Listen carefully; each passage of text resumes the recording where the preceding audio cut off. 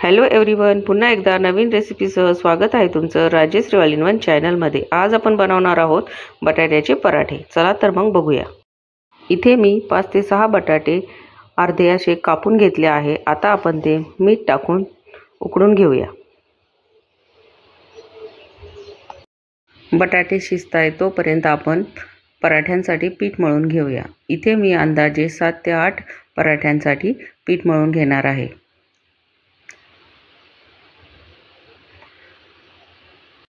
पोळी बनवण्यासाठी ज्या पद्धतीने आपण पीठ मळतो त्याच प्रकारे आपल्याला हे पीठ मळून घ्यायचे आहे।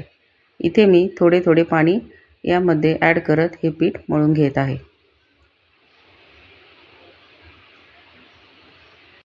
बरेच जण कोरड्या पिठामध्येच मीठ मिक्स करून त्यानंतर पीठ मळून घेतात, पण मी तसं करत नाही। मी अगोदर पीठ मळून आणि त्यानंतर या पद्धतीने मीठ घेऊन त्यामध्ये थोडे पाणी मिक्स करून यामध्ये छान असे हे पीठ मिक्स करून घेते। हे बघा, व्हिडिओ दाखवल्याप्रमाणे छान असे आपल्याला आता हे मळून घ्यायचे आहे।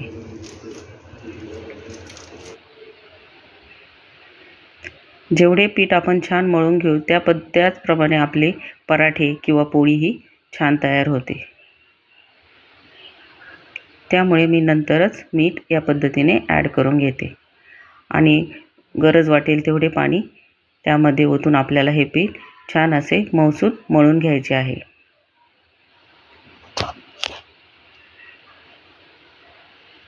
मीठ हे सर्वत्र मिक्स झाले पाहिजे या पद्धतीने आपण हे मळून घेतले आहे। आता यानंतर थोडेसे तेल घेऊन आपण हे पुन्हा छान असे मळून घेऊया। हे बघा, किती छान असे पीठ आपले हे मळले गेले आहे। खूप पातळही नाही आणि खूप घट्टही नाही, असं आपल्याला पराठ्यांसाठी पीठ तयार करून घ्यायचे आहे। आता हे तयार पीठ छान असे भिजण्यासाठी 15 मिनिटं आपण झाकून ठेवणार आहोत।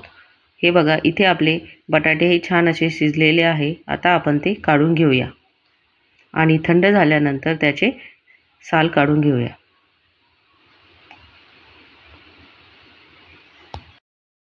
हे बटाटे मी अद्रकच्या किसणीनेच इथे किसून घेणार आहे। या किसणीने खूप छान असे हे बटाटे किसले जातात। बटाट्याचे पराठे छान असे चविष्ट बनण्यासाठी इथे आपण अद्रक, लसूण आणि मिरचीचा ठेचा बनवून घेणार आहोत। हे बघा, इथे माझे सर्व बटाटे हे छान असे किसून झालेले आहे। आता आपण यामध्ये चवीनुसार मीठ घालून घेऊया।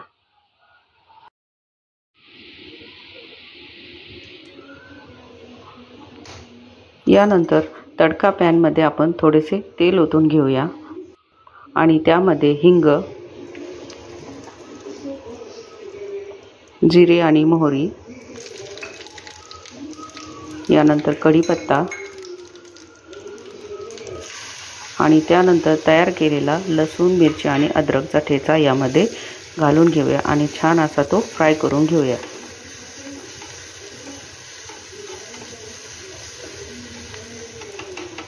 छान असा तो फ्राय झाल्यानंतर यामध्ये आपण हळद घालून घेऊया।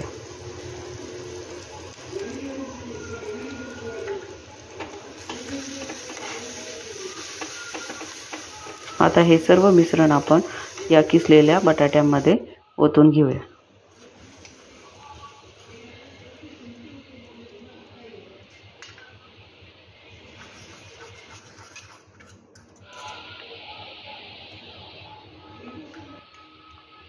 आता यामध्ये आपण बारीक चिरलेली भरपूर अशी कोथिंबीर घालून घेऊया आणि हे सर्व छान असे मिक्स करून घेऊया।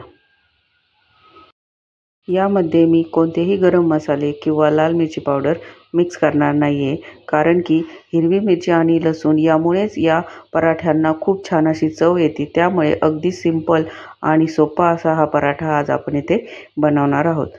हे बघा, इथे मी हे सर्व मिश्रण एकत्र करून घेतले आहे आणि आपल्याला ज्या साईजचे पराठे बनवायचे आहे त्यानुसार आपल्याला इथे या बटाट्यांचा गोळा करून घ्यायचा आहे। इथे मला 8 पराठे बनवायचे आहे, त्यानुसार मी या पिठाचे गोळे इथे मी बनवून घेणार आहे।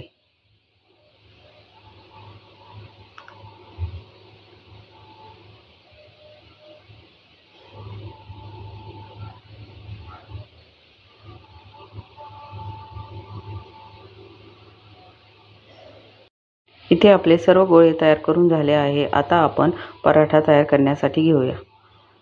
हे बघा, इथे मी मीडियम साईजचा पिठाचा उंडा घेतला आहे। आता आपण तो थोडासा लाटून घेऊया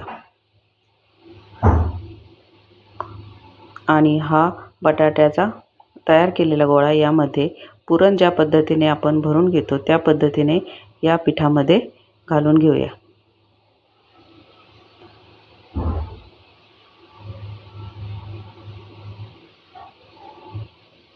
हे बघा, आता यानंतर थोडेसे पीठ लावून आपण हा पराठा लाटून घेऊया।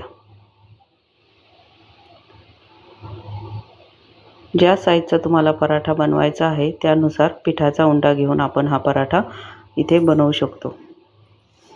अगदी हलक्या हाताने आपल्याला हा पराठा लाटून घ्यायचा आहे।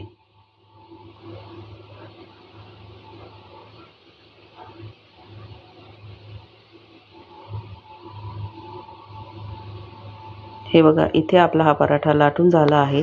आता आपण तो बटर लावून छान असा भाजून घेऊया।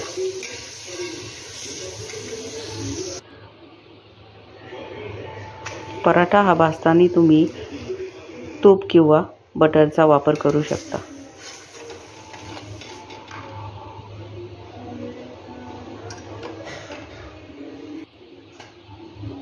हे बघा, किती छान असा इथे पराठा दिसत आहे।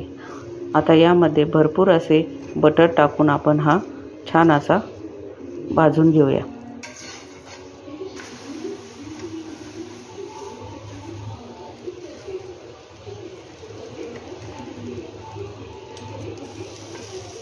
या पद्धतीने बटाटे किसून घातल्यामुळे ते पराठ्यामध्ये सर्वत्र छान असे पसरले जाते आणि पराठा हा चवीला अगदी छान लागतो।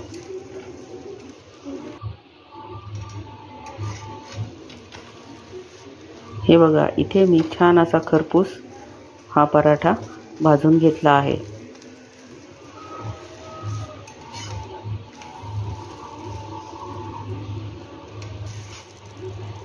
हे बघा, किती सुंदर हा आपला पराठा दिसत आहे।